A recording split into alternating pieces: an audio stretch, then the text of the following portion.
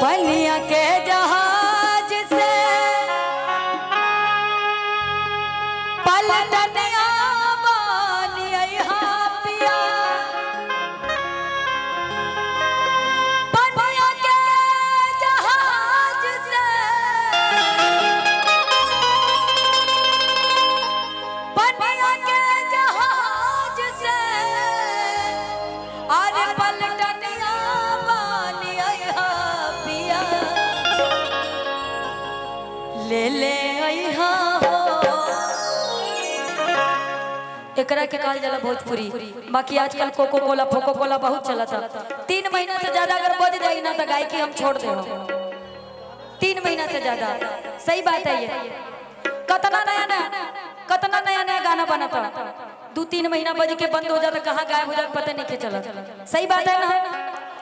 लेकिन शारदा सिन्हा जी ने तो पद्म श्री पा लिया है। आजकल के जितने कलाकार है पद्म श्री देख भी ले तो बहुत बड़ी बात है, जो माहौल बना के रखे हैं भोजपुरी को।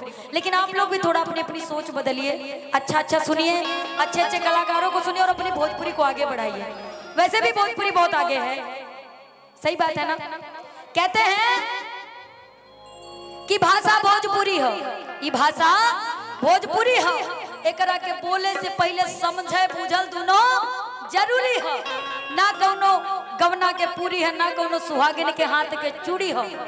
दुश्मन के गर्दन पे चले वाला छुरी हो। यही से कहा जा रहा है बबुआ भाषा भोज। इतना मान सम्मान है भोजपुरी को, पूरा दुनिया जान गया है। तो हम लोग भोजपुरी का थोड़ा सा मान सम्मान रखें। के पनिया के जहाज से और पलटनिया बानिया पिया, पनिया के जहाज से और पलटनिया बानिया पिया,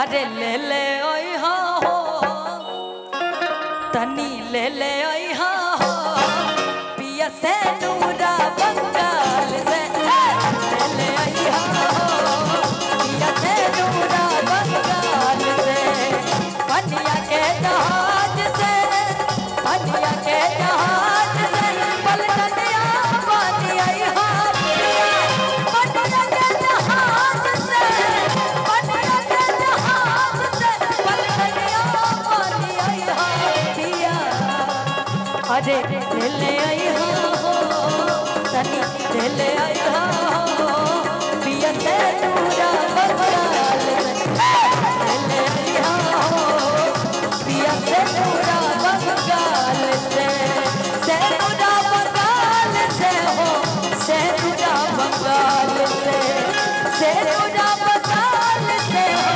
से नूरा बंगाल से ले ले अइहा हो, तनी ले ले अइहा हो, पिया से नूरा बंगाल ले ले अइहा हो, पिया से नूरा बंगाल से।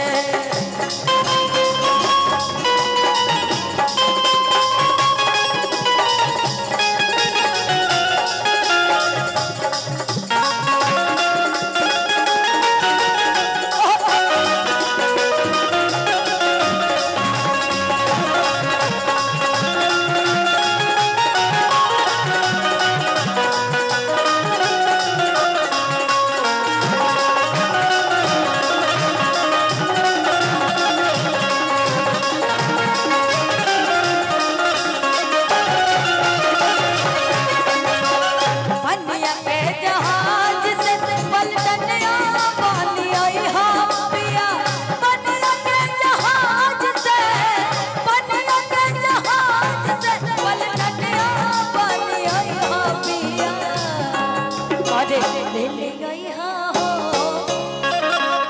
तनी ले ले अइहा हो, पिया टीका राजस्थान ले अइहा हो, पिया टीका राजस्थान से, टीका राजस्थान से हो, टीका राजस्थान से, टीका राजस्थान से हो, टीका राजस्थान से ले ले अइहा हो, तनी